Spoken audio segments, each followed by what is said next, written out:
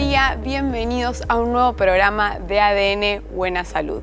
El programa que te tiene a vos como principal protagonista. Muchas gracias por dejarnos compartir una nueva mañana con vos, sumando un granito de arena a tu bienestar y a tu salud.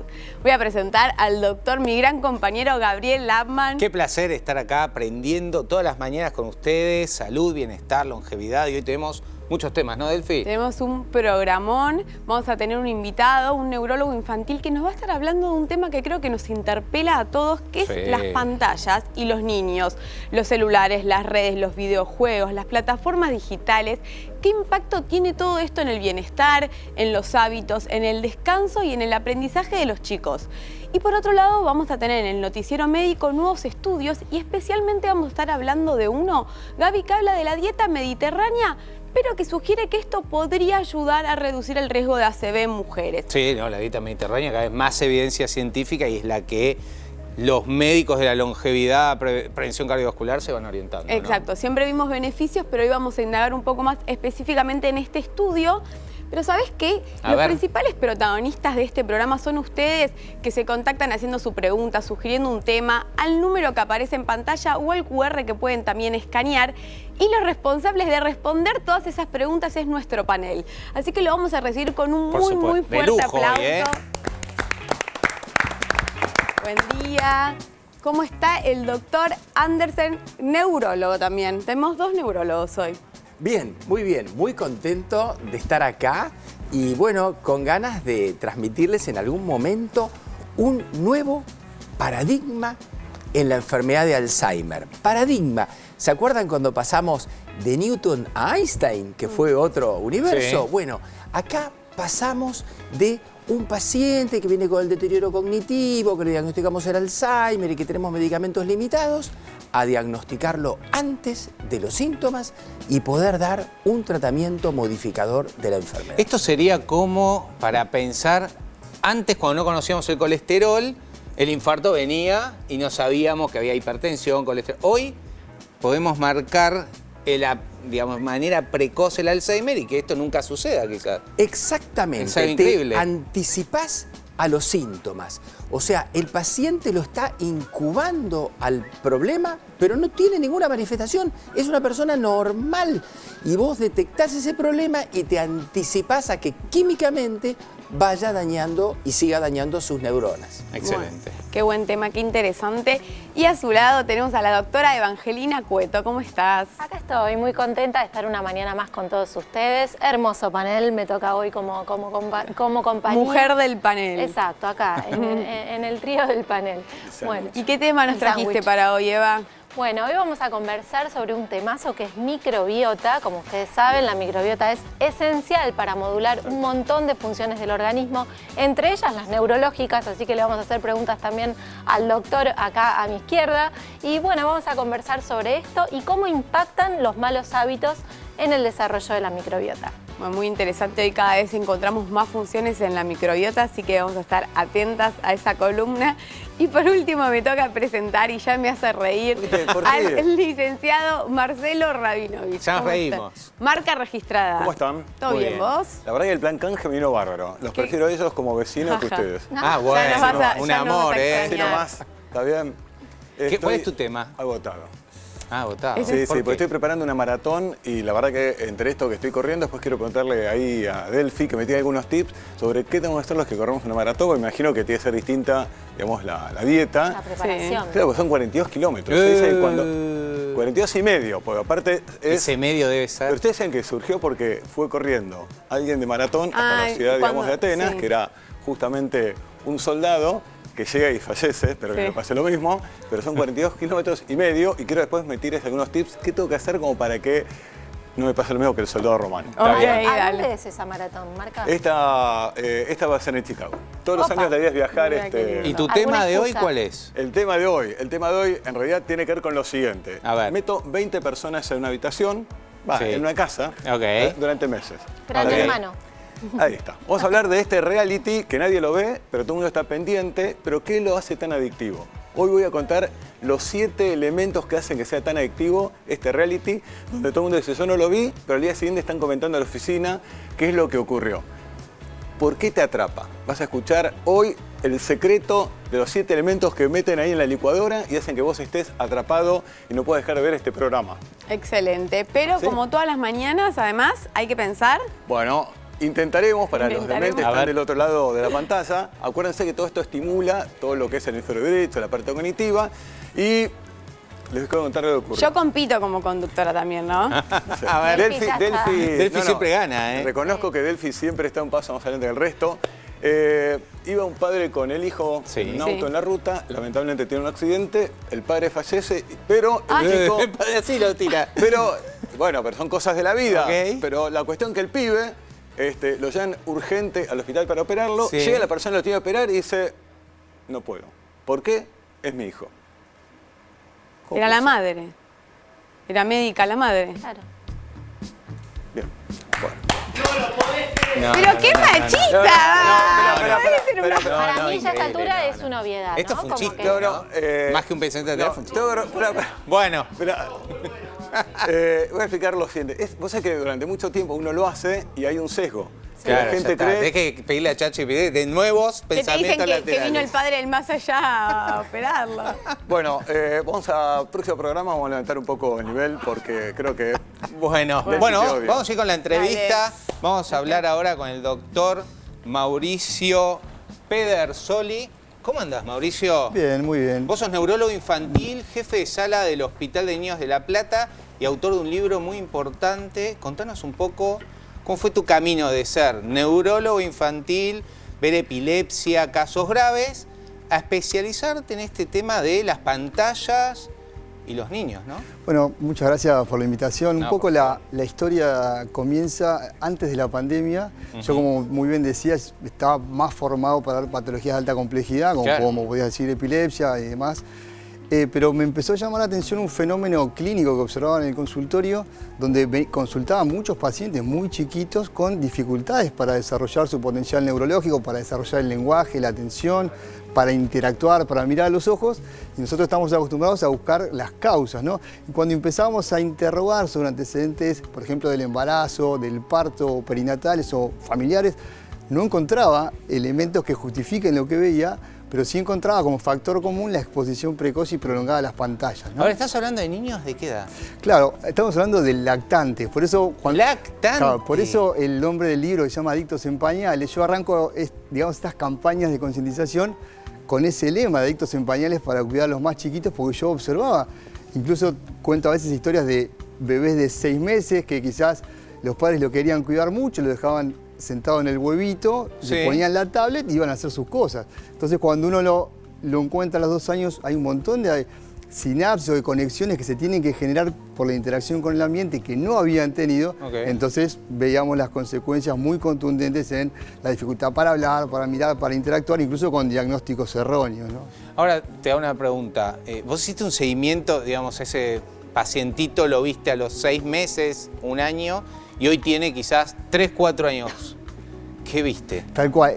Eso es muy buena. Porque eso es lo que más me preocupa. Eso es lo más interesante, que cuando yo les proponía, sin ser un genio, le digo, bueno, si este puede ser un factor que lo está interrumpiendo su natural desarrollo, apagá el dispositivo y venimos a ver en un mes. No estoy diciendo, vení al mes y vemos qué pasa. Y lo que más me llamó la atención, que fue lo que me motivó desde hace muchos años, que apagaba la pantalla, los padres, los cuidadores empezaban a interactuar, a tocarlo, a hablarle, cosas que parecen obvias, pero hoy en día no son tan obvias, y el paciente cambiaba. Entonces, de no hablar a balbucear, de no moverse, de no desplazarse, a empezar a gatear.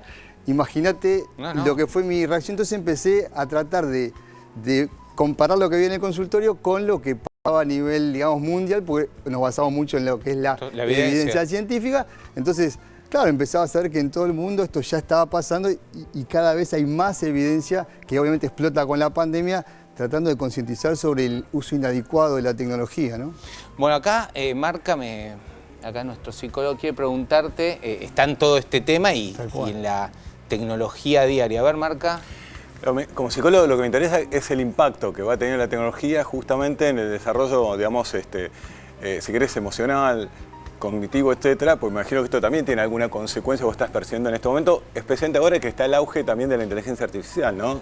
Tal cual. Yo siempre trato de resumirlo en como en dos aspectos, ¿no? Por un lado, los seres humanos en los primeros 3 años necesitan interactuar con el medio para generar el cableado, digamos, las conexiones para poder generar una matriz cerebral para lograr las habilidades en el futuro, ¿no? Entonces, por un lado, todo lo que te quita el dispositivo, porque vos desarrollás capaz lo audiovisual, pero te falta el resto de los sentidos. Y por otro lado, el impacto directo, ¿no? Porque la pantalla de por sí te modifica circuitos cerebrales. Esto es interesante, ¿no? Si bien es muy difícil encontrar la relación causal directa, pero hay mucha asociación, cómo te va modificando circuitos, el famoso sistema de recompensa y la dopamina, ¿no? Entonces, te empieza a generar una sensación placentera que el paciente o el chico no lo encuentra en actividades de la vida cotidiana que son saludables. Entonces vos tenés por un lado todo lo que dejaste de hacer por culpa del dispositivo y cómo te empieza a modificar el sistema de recompensa y el lóbulo frontal, la famosa corteza prefrontal. Sí, sí. Entonces, de alguna forma te modifican el cerebro y bueno, las consecuencias son obvias.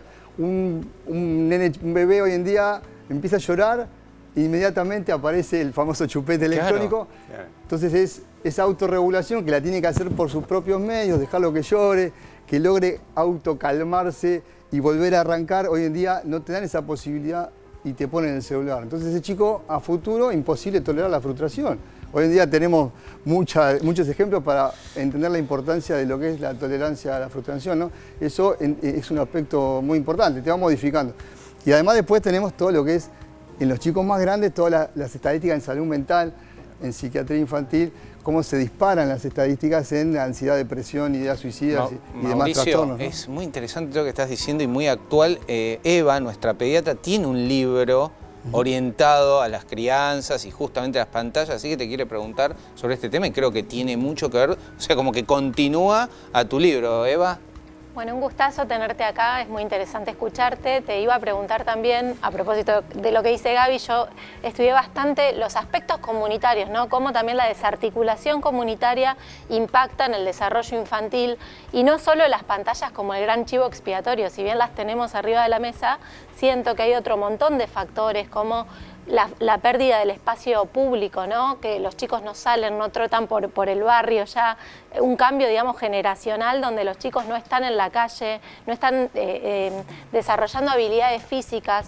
Pienso, digamos, cómo dialoga esto de la tecnología, la vida más doméstica, la actitud sedentaria frente a la pantalla versus una vida, como te digo, más trotada por fuera del ámbito doméstico. Bueno, y quería preguntarte si algo de esto era tenido en cuenta o también pensabas que entraba en perfecto diálogo. Sí, es un tema que tiene múltiples aristas. Yo eso que decís es un aspecto, de hecho, yo siempre digo que a veces en neurología estamos hablando de medicina de precisión en epilepsia, pero uno está pidiendo a los padres que miren a los ojos a los hijos, ¿no? Entonces, uno de esos aspectos que puedo decir yo en las recomendaciones, más allá de lo que nos basamos en la evidencia, de que de 0 a 6 años no se puede ver pantallas, de 7 a 12 1 hora y de 13 a 16 2 horas, yo recomiendo, por ejemplo, políticas públicas, recuperar clubes de barrio. Dicen, che, este neurólogo me está hablando de... Claro, porque cuando vos ves el impacto que tiene recuperar un club de barrio que capaz que estaba fundido, vos ves cómo se modifica el ambiente. Vos tenés un lugar de pertenencia, desarrollás habilidades motrices, desarrollás lo social. O sea, todos aspectos que son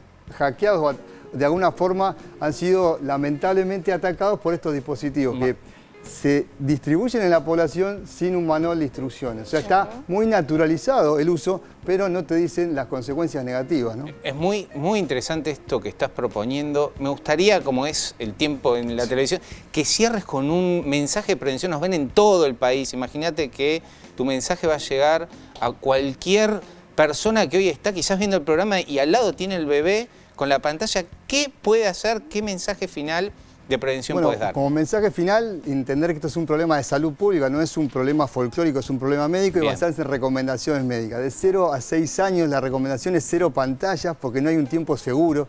De 7 a 12 años hasta 1 hora por día y de 13 a 16 años hasta 2 horas por día. Perfecto. El promedio en la población es 8 horas por día. Hay que tomar conciencia y generar políticas públicas que ayuden a regular. Bueno, un placer. Tuvimos al doctor Mauricio Pedersoli, neurólogo infantil y jefe de sala del Hospital de Niños de La Plata. Y la verdad que un tema fundamental. Gracias por estar acá. Vamos a ir al noticiero médico, que vamos a hablar de un tema muy interesante sobre dieta mediterránea. Bueno, muchas gracias. Un estudio realizado con más de 105.000 mujeres reveló que seguir una dieta mediterránea podría reducir el riesgo de sufrir un accidente cerebrovascular. Las participantes que más respetaban este patrón de alimentación tuvieron un 18% menos de riesgo de ACV gracias a una dieta rica en verduras, frutas, legumbres, pescado y aceite de oliva. Además, los especialistas destacan que un buen aporte de omega 3 a través de la alimentación o con suplementos como Menacor Omega 3 puede contribuir al cuidado de la salud cardiovascular y cerebral. Aunque el estudio no demuestra una relación directa de causa y efecto, refuerza la importancia de una alimentación saludable para proteger el cerebro.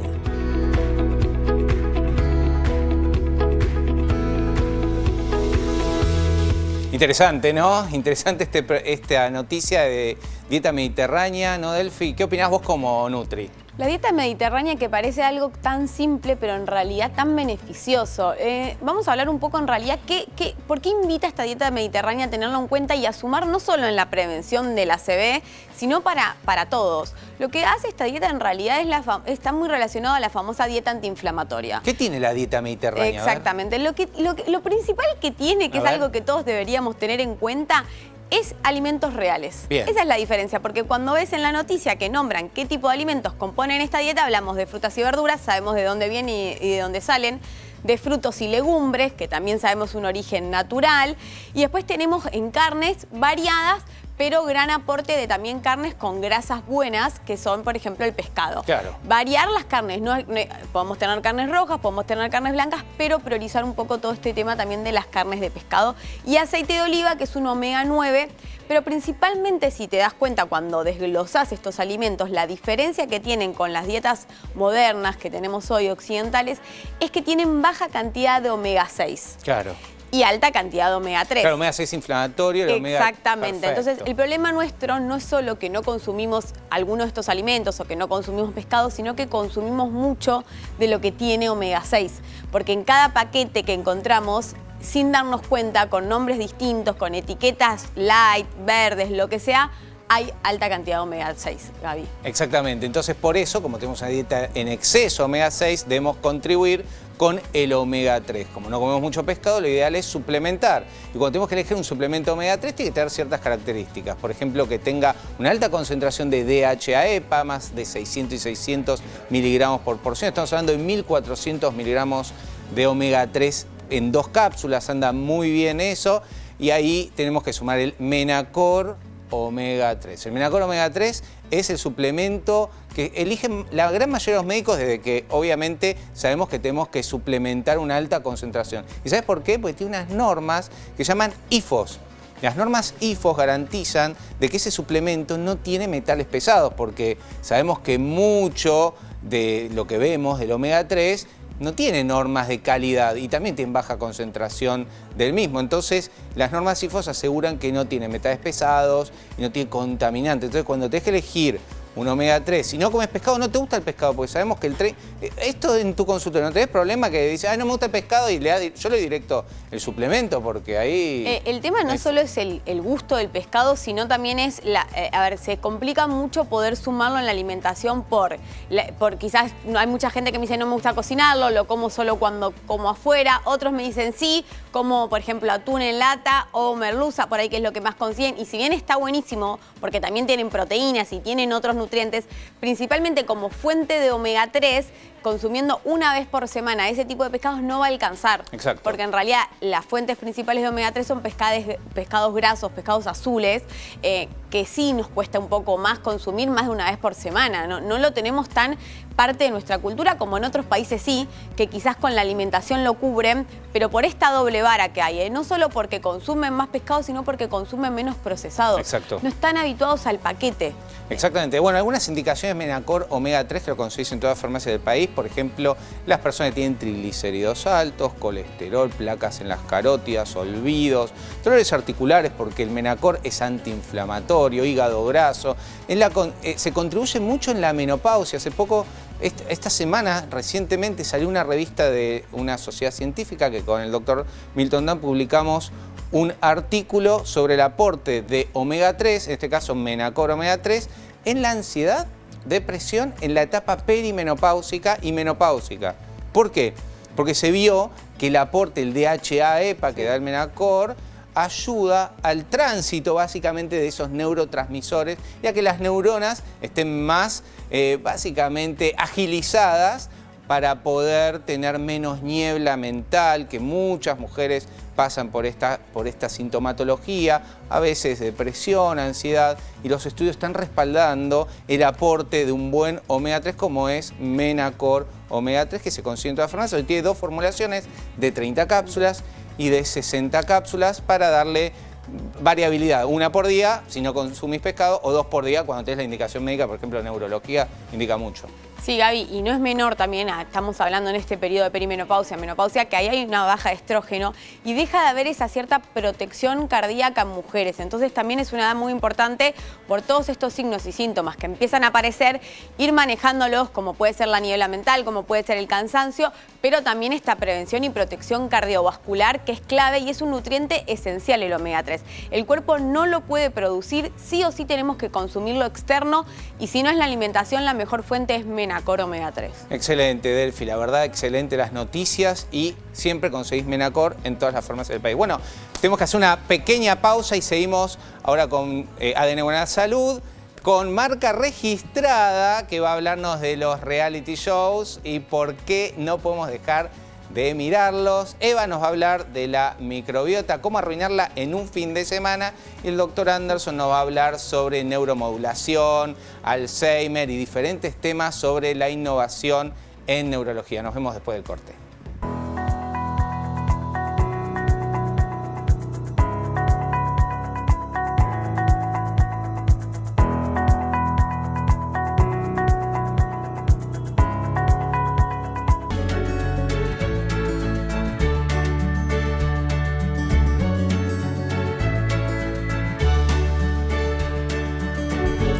Seguimos con mucho más ADN Buena Salud. Y no sé, Gaby, si vos sos una persona de los reality shows, a vos no te veo. No. Pero a mí me gusta mucho, así que vamos a escuchar a marca registrada hablando de por qué nos interpelan tanto los reality. A ver. ¿Por qué nos atrapa? Aparte yo no creo que Gaby no vea. No, mi mujer... Y el primero, el que estaba mi amigo Alfa, le mando saludos, pero después no... No, pero ese no es el primero, Gaby. No, el primero de la nueva época, después los viejos, sí. Pero aparte es algo que se repite y lo que es interesante desde el punto de vista psicológico, ¿por qué nos atrapa tanto? Porque hay tanta gente, digamos, que dice no lo vi, pero al día siguiente están comentando algo que sucedió en la pantalla. Y para eso les voy a mostrar una pequeña escena que me pasó el otro día y hay una imagen que yo pedí que puedan compartir. Fui a hacer un trámite, ¿está bien? Y escucho, ven esta escena, yo estaba ahí haciendo un trámite y escucho diciendo, vos te acostaste con mi hermano. No. Yo dije, perdón, ¿qué pasó? Es más, yo ya había hecho el trámite y digo, están discutiendo. Sí, y aparte la mujer de mi hermano se divorció por culpa tuya. Yo dije, espera. ¿Cómo, me voy? Yo dije, no, ya me quedo. Claro. Como que estaba ahí mirando algo y ponía ahí el oído. Ojo, yo no los conocía, pero la verdad, debo reconocer que me atrapó. ¿Y qué es Gran Hermano? Es lo mismo, pero con una pantalla. O sea, vamos a ser honestos, yo no los conocía, pero la verdad, escuchar esto picante, que lo engañaste, era mi amiga, etcétera. Yo soy de las que va a un restaurante y estoy así sentada, sobre todo cuando estoy con mi pareja, que ya hablé 120 veces de lo mismo y estoy todo el tiempo pendiente a las mesas de al lado. A veces me pongo a ver, ¿será primera cita, será segunda cita? ¿Por qué? Y me empiezo a poner a analizar como todas las mesas. Bueno, esto que dice... ¿Y escuchaste alguna vez algo tipo sí, última cita? Me quedo enganchadísima con la conversación. Es más, te da ganas de participar y decir, para, muchachos, ¿qué pasa acá? Pero esto que dice Delphi es muy común. Y es mucho más común de lo que no ocurre, pero aparte algo que para mí es interesante es lo siguiente. Agarré una licuadora, metí 7 elementos que hacen que esto sea totalmente adictivo y me gustaría compartir con ustedes por qué le pasa a Delphi, como a muchos de nosotros, que pronto estamos ahí con el oído pendiente y el primer detalle, que no es menor, es que disfrutamos mucho de mirar. A ver, ¿Está bien? Ya lo ¿cómo es la licuadora? Freud, A ver. llamamos cofilia. A ver, tenemos una placa que... A ver, hay una placa ahora que vamos a compartir, que son distintas 6 trampas. ¿Por qué nos atrapa tanto? Vamos a ver. Gran Hermano, hay 6 trampas que nos hacen atrapar. A mí ya me agarraron. Mirar a los demás. Somos detectives sociales. Chusmear. Queremos saber quién hizo qué. En compararnos, yo en su lugar hubiera... Elegir favoritos, sentimos que los conocemos. No saber qué va a pasar. La incertidumbre nos engancha y esperar la sorpresa. En cualquier momento pasa algo. No miramos solamente un reality, nuestro cerebro participa. A ver, imaginen esto, ¿está bien? De pronto tu vecino, de pronto estaba en pareja, se pelea. Sí. Y a las 3 de la mañana escuchás que entra otra chica al departamento. Sí. Yo hice como que iba a tirar la basura a las 4 de la mañana y traté de espiar. Debo reconocer que traté de espiar y escuchar y justo abrieron la puerta. Me quería matar. ¿Qué? te permite? ¿Y qué te dijeron? ¿Querés no, entrar? ¿Qué? No, me pasó esto. Dije, no, pasa que justo tiré la basura a las 4 de la mañana. A las 4 de la Ahí. mañana. 4 de la vecino. mañana. Pero escuchame, Qué raro que es mi ¿no vecino. genial? Yo puedo lograr lo mismo con este reality. Puedo mirar sin exponerme. Amamos mirar y escuchar lo que pasa, pero sin exponernos. ¿Está bien? Esto es lo que tiene un condimento no menor. ¿Vos te acordás la película Truman Show? Truman De Show. Truman Show, pará. y ¿Cómo la- lloraba la gente cuando termina? Totalmente. Perdía su vida. Bueno, pero pará, ¿después qué hago? Che, José, le digo al día siguiente al portero, che, ¿te enteraste, no? No sabés, no sabés. El gato, perdón, la chica esta era el tercero. Bueno, ¿qué viene después? El chisme. O sea, Claro. tengo todos los condimentos. Puedo espiar sin exponerme. Puedo chusmear. Y algo que también es interesante, que lo que tiene este programa es que uno proyecta en los demás, o sea, viste, uno dice, toma partido, pero ¿por qué? Porque te obligan, de alguna manera están los buenos, los malos, uno empieza a identificarse con alguien que vos no lo conocés, pero convive con vos, porque todas las mañanas estás viendo que se ducha, que come, etcétera, y llega un punto en el cual, repito, uno empieza a proyectar en el otro aspectos propios. Entonces, la pregunta es, ¿son personas ajenas a nosotros o en realidad somos nosotros representados en las personas que están ahí? Muy buena pregunta. Yo Interesante. espero que no. La verdad que Gran Hermano no me representa. ¿Nunca lo viste? No, en algún... Así, cuando Ahí era más está, en joven. algún momento. No, ¿Y pero qué no, tenés no en me ese gusta papel? serio. Tenemos Bueno. una placa más que habla del verdadero secreto. A ver. A ver, vamos a ver este tema. El verdadero secreto. ¿Por qué cuesta dejar de mirar? 20 minutos sin que pase nada y de repente Ahí hay está. una pelea, hay un romance, eso yo me resumo. Hay un secreto, una traición, una eliminación.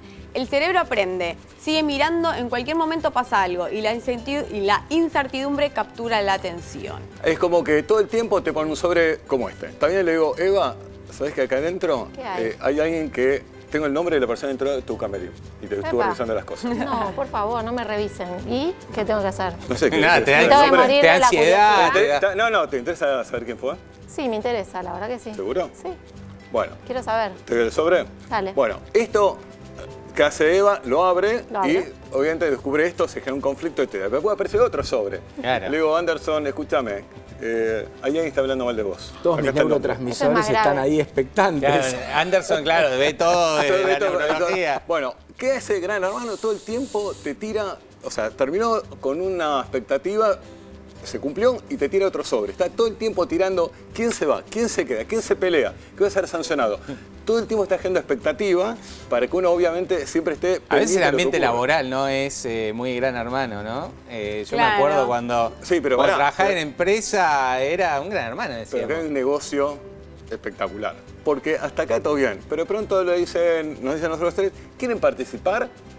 ¿En serio yo puedo participar? Sí, ¿puedo decidir? Por supuesto. O sea, yo también, aparte, puedo ser activo. ¿Cómo? Podés votar. O sea, vos podés votar quién querés que se parte. vaya, pero con una condición. El voto tiene un costo. Me estás cargando.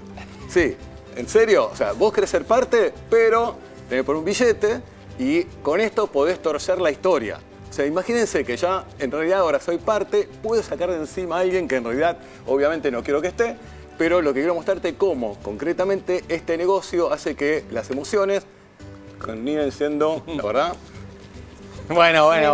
Muy bien. Bueno. Gracias, Ya- Maca. claro. Ya entendimos, igual vamos a seguir consumiendo No, claramente no. realities. Y ahora sí, Eva, nos vamos a la mesa que vamos a estar hablando de la microbiota y cómo cuidarla un fin de semana de muchos planes, eventos, comidas. A ver qué hacemos. Mira, tenemos una mesa Mirá qué acá linda. con un típico fin de Qué linda semana. mesa, ¿no? ¿Qué podemos tener entre La el dieta DAM. cumpleaños, Ay, ay, ir a ay. comer afuera, nos invitan a tomar el té y se empiezan a sumar estos alimentos? ¿Qué pasa? Ustedes hablaban de dieta mediterránea y acá tenemos la anti-mediterránea. Que yo ¿no? llamo Arriba de la dieta mesa. DAM, dieta argentina mediocre, ¿no? Tenemos toda la variación de Sí, el lo desastre. peor es que es un súper desafío porque la dieta saludable también tiene un costo. Entonces Claro. en las familias argentinas es todo un desafío también Ujú. elegir qué, cómo y cómo llevarlo a la mesa. La realidad es que quería hablarles de microbiota porque es un temazo. Como decía, la microbiota es el conjunto de bacterias, virus, hongos, no solo bacterias, arqueas, que también es un tipo de microorganismo que viven en nuestro intestino y regulan un montón de funciones, las neurológicas, las inmunológicas y por supuesto también las digestivas.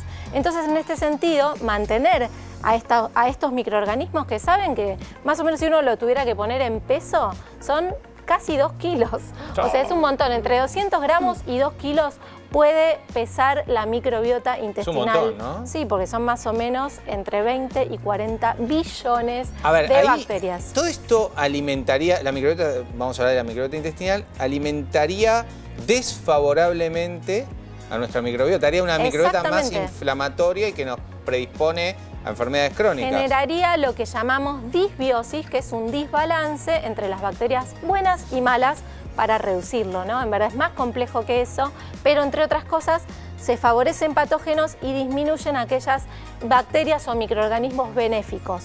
¿Por qué? Porque no las estamos alimentando correctamente. La microbiota necesita alimentos reales, fundamentalmente fibra, porque entre otras cosas... Claro, acá hay poca fibra, ¿no? Acá, estos son todos si ultraprocesados, son la mayoría ultraprocesados. Exacto, fritos. E incluso si esta gaseosa fuese light, acordémonos que los edulcorantes también atentan contra la microbiota intestinal. ¿Y qué otras cosas pueden llegar a afectar más allá de la comida precisamente, que es lo que hablamos? Porque esto puede estar un día del fin de semana y claramente no va a pasar nada. ¿Qué pasa si esto se sostiene o qué otros hábitos también pueden influir? Claro. Tabaquismo, alcoholismo, sedentarismo. Todavía se desconoce exactamente cómo es el camino fisiopatológico para llegar a atentar contra la microbiota, pero sí se sabe que las personas que más se mueven tienen un microbioma en general, que incluye también las bacterias de la piel, etcétera, mucho más saludable que aquellas que son más sedentarias. Es re interesante pensar en hábitos en general, medicina del estilo de vida, todas sus patas, dormir bien, no fumar y evitar todas las sustancias tóxicas, tener buenos vínculos. También se sabe que las personas que tienen buenos vínculos tienen menos estrés, menos cortisol, por ende también un desarrollo de la microbiota más saludable. Ahora vos querés cambiar y mejorar tu microbiota. Dijiste lo de la fibra, me parece muy interesante, sería como un prebiótico. Mucha gente habla de los probióticos cada vez más. Exacto. ¿Qué tipo de probiótico indicarías vos para mejorar la microbiota y por qué es tan importante? El desarrollo de los probióticos es una de las grandes revoluciones de la medicina, ya lo sabemos, o de las ciencias de la salud en general, y se están usando cada vez más en distintas etapas de la vida. Uno que a mí me encanta porque modula la microbiota, es decir, no tiene como finalidad ir solamente a habitarla, sino que va a modular y a generar un... Si querés vemos una placa que nos va a explicar un poco. Ahí, sí. Perfecto, más fácil todavía. Así, ahí está. Pero este es un paso previo a lo que hablamos. Antes de sumar algo para arreglar, tenemos que ver qué está generando esta desregulación y esta disbiosis, que es más comida ultraprocesada y bebidas azucaradas, alcohol también en adultos, menor consumo de fibra, que es lo que recién mencionaba Eva, cambios en el horario de las comidas y del sueño, el estrés crónico, el sedentarismo y el uso innecesario de antibióticos también puede afectar a la microbiota. Antes se llamaba flora intestinal, Sí, ¿te acordás? exacto. Te barría la flora. Los antibióticos, sí. Los antibióticos y para colmo el uso indiscriminado de antibióticos que son un gran atentado contra la salud pública, también hay que decirlo. Pero en este sentido, para equilibrar la microbiota, como habíamos estado hablando hasta recién, es importante conocer probióticos de venta libre como por ejemplo Floragut. Bien. Porque el Bacillus coagulans, que es como el principio activo de este suplemento probiótico, tiene que ver con esta modulación que buscamos para que todo se equilibre. Y además tiene una particularidad. Si yo consumo cualquier probiótico de venta libre, corro el riesgo de estar consumiendo algo que no va a llegar al lugar a donde tiene que llegar. Muy bien. El Bacillus coagulans, Bacillus coagulans lo que tiene en particular es que está en su forma esporulada. Esta palabra difícil habla de que está en un formato químico que va a permitir atravesar todo el tránsito intestinal, incluso resistir a los ácidos gástricos, a los movimientos intestinales, a los cambios de temperatura y llegar justamente al intestino. Hay una placa que nos explica un poco más sobre este probiótico que me parece fundamental. ¿Cómo mantener una microbiota saludable? Una alimentación equilibrada, proteínas magras, frutas, verduras, legumbres y cereales integrales, que básicamente es la fibra que estamos hablando de la importancia. Descanso reparador y evitar niveles de estrés, actividad física diaria, evitar el uso innecesario de antibióticos y acompañar con probióticos como FloraGood.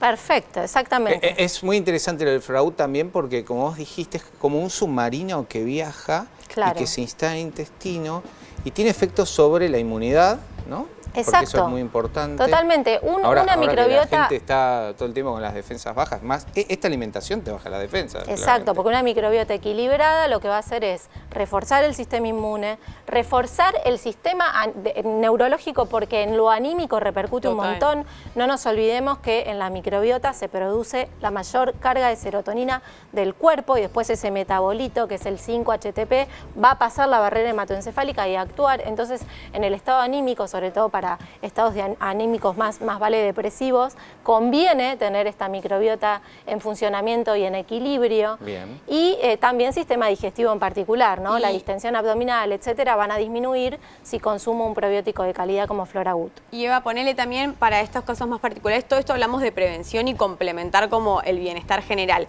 Cuando hay diarreas, cuando hay alguna enfermedad que usamos antibióticos, ¿se puede utilizar también? Totalmente, yo lo indico un montón, sobre todo luego de esquemas antibióticos, porque como decíamos antes, barren con todas aquellas bacterias y microorganismos saludables que nos van a dar todas estas funciones benéficas.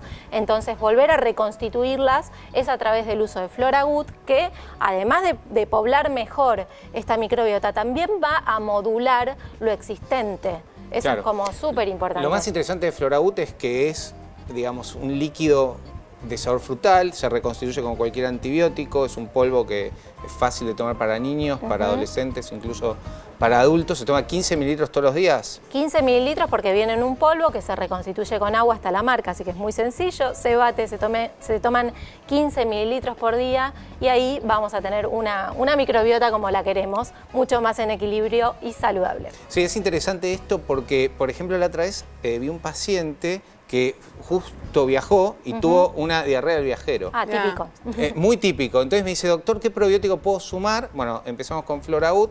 Lo que tiene el FloraGood es que cada frasco tiene 10 dosis, por lo tanto le di un mes, porque la verdad había tomado mucho antibiótico. Entonces te comprar 3 frascos y tomás, es de uso diario, de alta estabilidad, fácil de administrar, y la verdad que anduvo muy bien, anduvo muy bien porque realmente la diarrea del viajero ahora se ve muy frecuentemente. Bueno, él viajó a India, la verdad la pasó mal. Bueno, hay que animarse, ¿no?, a comer esos alimentos, pero también lo puedes utilizar de manera diaria para mejorar tus defensas, para mejorar tu inmunidad. Y ayuda a la digestión de proteínas, que no es menor, que si uno está con alguna enfermedad o con diarrea o sintiéndose mal, la falta de nutrientes también empeora todo el cuadro. Entonces, que ayude también a volver a absorber nutrientes va a ayudar a complementar el bienestar. Totalmente. Excelente. Bueno, FloraGood se consigue en todas las farmacias del país, así lo conseguís como FloraGood. Y vamos con preguntas de la gente, a ver para quién es.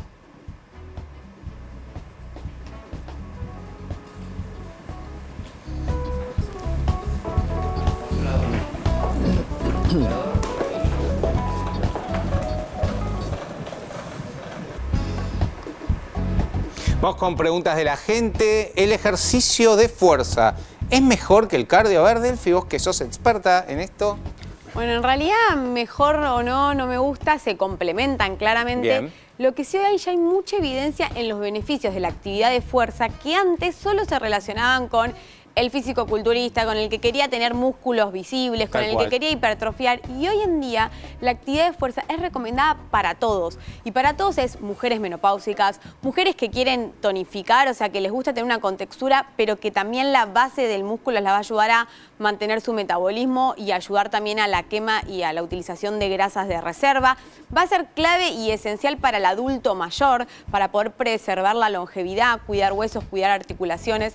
Entonces no es que es mejor, pero sí viene, digamos, a traer un nuevo paradigma en las bases. Está bueno que sean actividad de fuerza, poder fortalecer todos nuestros músculos y podemos siempre complementar, depende del objetivo de cada uno, con cardio, con caminatas, si te gusta el running, con running, pero que no quede de lado el fortalecer nuestros músculos. O sea que esa es la clave y la recomendación, sí, para todos. Muy interesante, Delphi. La verdad que ese tema cada vez se habla más y cada vez más artículos hablan sobre el ejercicio de fuerza como el pilar de la longevidad. Exacto, y hablando de longevidad y de fuerza, que creo que hoy está muy vinculado, también, digamos, los beneficios que tiene con el cerebro. Vamos a ver con el doctor Andersen sobre esta nueva neuromodulación, las nuevas las actualizaciones que hay sobre el Alzheimer, ¿no? Exactamente. La conferencia internacional 2016 que se celebró en Londres, que sería la reunión a nivel planeta más importante del año. El año pasado fue en Toronto, el año que viene será en Chicago. ¿Y de qué se trató? De un nuevo paradigma para la enfermedad de Alzheimer. Ahora podemos detectarla muy tempranamente y, por supuesto, vamos a disponer de medicamentos modificadores de la enfermedad. Pero se los pongo en cifras. Imagínense que un neurólogo estándar con las herramientas que dispone diagnostica el Alzheimer en el 65% de los pacientes. Le entregás los biomarcadores plasmáticos, que es un análisis de sangre. Ahora la sangre es una ventana al cerebro. Con esos biomarcadores, con solamente un biomarcador que se llama p-tau 217, pasa a diagnosticarlo en el 93% de los casos. ¿Y eso cómo se le informa al paciente? No, yo me pongo del lado de paciente, ¿no? Me informan, te dio positivo, ¿cómo es el informe? ¿Cómo esto? ¿Es una estimación o es chance altísima de que uno tenga Alzheimer? La realidad es que si vos tenés una vida normal, ningún síntoma, y solamente tenés ese biomarcador elevado, el 78% de los pacientes dentro de los próximos 10 años tienen Alzheimer. ¡Epa! Es mucho. Es un 8 grado de cada 10. Es interesante. Y tenías una vida normal. Es interesante el grado de certeza. Por eso es muy importante entonces esto de la utilidad que van a tener estos biomarcadores. Tenemos una placa para ver el rol que tienen estos biomarcadores en nuestra salud. Alzheimer, el rol de los biomarcadores. Los biomarcadores permiten detectar cambios relacionados con la enfermedad antes de que aparezcan los síntomas importantes. Nos van a estar ayudando a identificar proteínas como beta-amiloide y tau, contribuyen a un diagnóstico más temprano y preciso, facilitan el seguimiento de la evolución de la enfermedad y además permiten seleccionar mejor a los pacientes para estos tratamientos específicos. Un poco la idea es cuando se empezó a trabajar en el Alzheimer, se empezaron a hacer trabajos de investigación. ¿Qué ocurre con el Alzheimer? Hay una proteína que la procesas mal, se acumula entre las neuronas, es el beta-amiloide, esto está por fuera, comienza a alterar el interior de la neurona, se le rompe el esqueleto que es de proteína tau y la neurona se termina muriendo. Ahora, los trabajos de investigación, cuando empiezan a tratar de dar medicamentos a los pacientes, no encuentran mucho beneficio. Dijeron, bueno, no tratemos a todos, tratemos a los leves. Ahí los resultados fueron un poquito mejores. Y después dijeron, no, tratemos a los prodrómicos, los que tienen mínimos síntomas. Mejor los resultados. Ahora, ¿en qué postura estamos? Tratemos a los sanos, tratemos a los que no tienen síntomas. Y ahí, más, esto va pareado. No, pero esto cambia totalmente. Esto va pareado de ser reactivo a ser proactivo directamente. Claro, o sea, vos ahora, en realidad, lo que estás haciendo es detectando ese proceso que llevaba años en lograr deteriorarte, pero actuar antes y modificar en serio el futuro de un paciente que tiene la predisposición. ¿Y a qué hora se va a recomendar hacer estos chequeos? Todo esto está en desarrollo en este momento, pero yo te podría decir 55, pero también esto varía, es una familia que tiene varios pacientes, varios familiares con la enfermedad de Alzheimer o no. Y aparte, ¿saben qué tiene interesante esto? Que cuando empezó la medicina, ¿cuál fue la gran revolución? Uy, tengo una infección respiratoria, le damos penicilina y entonces las enfermedades infecciosas cambiaron por completo. Tal cual. Y así después siguieron las enfermedades vasculares, las oncológicas, las inmunológicas. ¿Cuál era nuestra asignatura pendiente? Las neurodegenerativas. Entonces ahora estamos por primera vez ante la posibilidad de modificar una enfermedad neurodegenerativa. ¿Y saben qué quiere decir eso? Que después atrás van a venir el resto, el Parkinson y etcétera. Porque vas a tener el mecanismo entendido de cómo diagnosticar y tratar ¿Cómo todo. revolucionó Yo tengo una pregunta. Me diste el sobre, digo, no te puedo creer. ¿Y ahora qué hago? Me diste el diagnóstico. Está bien, yo pensaba que estaba bárbaro. ¿Cómo sigue la historia? ¿Cómo sigue? Yo te conté que esto está en desarrollo. Okay. O sea, todavía entonces, no te va a dar eso. No, pero es rápido, ¿no? Vos tenés acá el diagnóstico. Sí. Y te sentís bien. Yo te puedo contar que a partir del año que viene, seguro, ya aparece lo que faltaba. El medicamento modificador de la enfermedad. Bien. Y todo eso se va a ir agilizando y se va a ir aceitando. Y yo entiendo que también va a mejorar mucho el acceso y van a ir bajando los costos. Eso es todo de lo cual se habló en esta reunión, porque a todo el mundo le preocupa decir, a ver, si por arriba de los 65 años, 3%, 8%, varían, ¿no? Las estadísticas de personas tienen la posibilidad de esta enfermedad, ¿cuántos pacientes se van a tener que tratar? Es increíble lo que ha cambiado la neurociencia en estos últimos 20 años, podríamos decir. Y vos que tenés uno de los centros más importantes del país y ves muchísimos pacientes por año y utilizás nuevas tecnologías, ¿qué tipo de visión tenés a los próximos 5 años? No 20. Ir siempre a lo preventivo, al estilo de vida, al tratamiento antes que aparezca la enfermedad. Dentro de todo lo que se conversó, se hizo un estudio, la TAM Fingers, muy interesante, que tiene que ver en gran parte con lo que conversa Eva, lo que conversa Delphi, la buena dieta, los buenos hábitos. Bien. ¿Saben cuánto mejoran la expectativa cognitiva de los pacientes? Un 55%. O sea, la TAM Es un Fingers, montón. obviamente que demostró final que, elegí una ojo, buena no nos carrera, olvidemos de lo básico. Sin duda. Claro. Y después, por el otro lado, además de estos medicamentos sofisticados, anticuerpos monoclonales, moléculas grandotas, digamos, Sí, gordas, sí, van a venir moléculas pequeñas que van a hacer que la barrera hematoencefálica las deje pasar más fácilmente para usar otras dosis, menos efectos adversos. Después, además, se descubrieron cosas que además tenés ahora por lo menos 5 tipos distintos de Alzheimer. Uno que impacta en la neuroplasticidad, otro que impacta en el ARN, otro que impacta en la parte de los plexos coroides. Así te podría seguir enumerando, son 5 diferentes. Increíble, y ¿eh? parece que cada uno va a requerir no el mismo tratamiento. Wow. A ver, tenemos una placa para ver sobre este rol de los biomarcadores, entonces, la neuromodulación, la TMS, ¿qué papel puede tener con todo esto que nos está contando Andersen entonces? Se estudia como tratamiento complementario en personas con Alzheimer, podría contribuir a mejor funciones cognitivas como la memoria, la atención, el lenguaje en algunos pacientes, no reemplaza los tratamientos médicos convencionales y debe indicarse y realizarse bajo una evaluación de un especialista, ya que la evidencia continúa en desarrollo. Esto se suma a estos medicamentos, digamos, lo que es Claro, la TMS. se suma. Es Se un suma. tratamiento que, como yo te estaba comentando antes, como vos ves tantos pacientes, esto los Cerebral.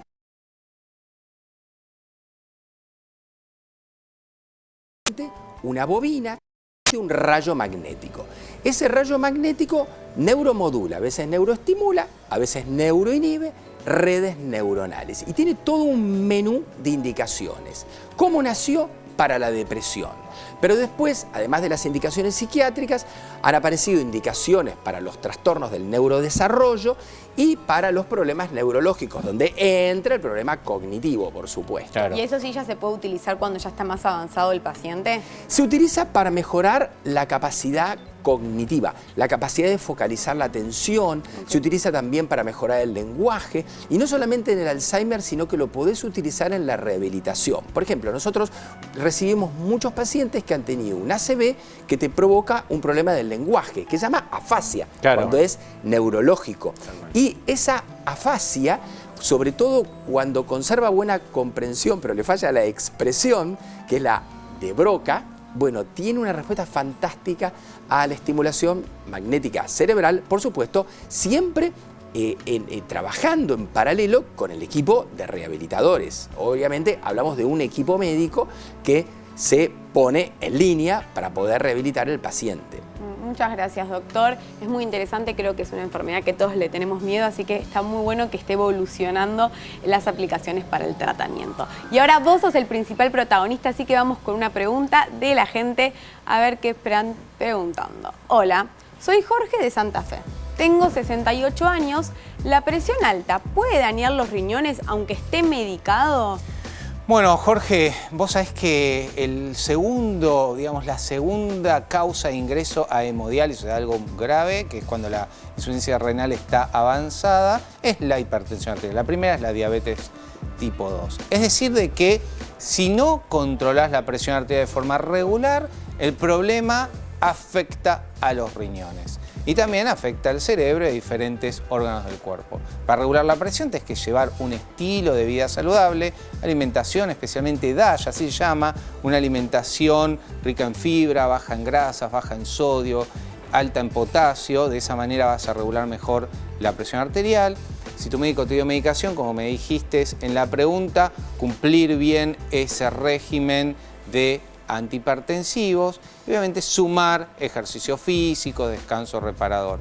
Si todo eso lo estás cumpliendo y la presión está por debajo de 14,9, ese es el número, igual como tenés más de 60 años, creo que vi, podés tener un poco más la presión, digamos, no tenemos que ir tan abajo, pero en líneas generales por debajo de 14,9 y mantenerse en esos valores va a andar muy bien. Por encima de 14,9, 140 de sistólica, 90 de diastólica sostenido, obviamente es una hipertensión no controlada, que lo vemos generalmente en todas las personas que están medicadas. 4% nada más puede controlar la presión, así que habla con tu médico y sí, hacer el chequeo renal con creatinina, urea y obviamente una ecografía reno, vesical y prostática. Muchas gracias. Y nos entra una pregunta más de la gente, porque ustedes son los principales protagonistas. Tengo un emprendimiento al que le va bien, pero mis ganas de llevarlo adelante ya no son las mismas que al principio. ¿Cómo puedo recuperarlas? A ver, marca registrada, la baja motivación. Bien, muy bien. Muchos de los emprendedores dejan de funcionar, pero no por una cuestión de falta de dinero, sino porque a veces justamente estos momentos, digamos, que son buenos y malos, hacen que emocionalmente uno un día está muy bien y otro día está muy mal. Hoy lo que la verdad se recomienda es, número uno, es muy importante tener un socio. ¿Por qué? Porque la mochila no es fácil cuando uno la tiene solo que cuando uno tiene un compañero. Claro. ¿Está bien? ¿Por qué? Porque no siempre uno está ahí arriba. Dos, tener un mentor, tener un coach, tener alguien con el cual puedas, la verdad, compartir lo que uno le pasa, porque cuando uno arranca el emprendimiento y uno son la misma persona. Y algo fundamental que el otro, mira, hace una semana hicimos una actividad sobre los trastornos psicológicos que produce emprender con una fundación muy conocida que se llama Endeavor. Y una de las cosas que decían los emprendedores es que les falta un espacio donde pueda compartir con pares los que le ocurra. Claro. Porque a veces uno cree que lo que le pasa a uno solo, pero después hablas con pares y dices, a mí me pasa lo mismo. Entonces es importante poner en palabras lo que uno siente. Porque cuando uno lo pone en palabras, ¿dónde lo pone? En el cuerpo. Excelente. ¿Están de acuerdo? Perfecto. Muy de acuerdo. ¿Podemos charlar después? Sí, después podemos charlar. Muchas gracias, Marca, muchas gracias, Eva, y muchas gracias, doctor Anderson. Gracias, Gaby, por acompañarme en la conducción. Delphi. Nosotros nos quedamos sin tiempo, pero nos volvemos a encontrar como todos los días acá en la TV pública, haciendo mucho más. ADN, buena salud.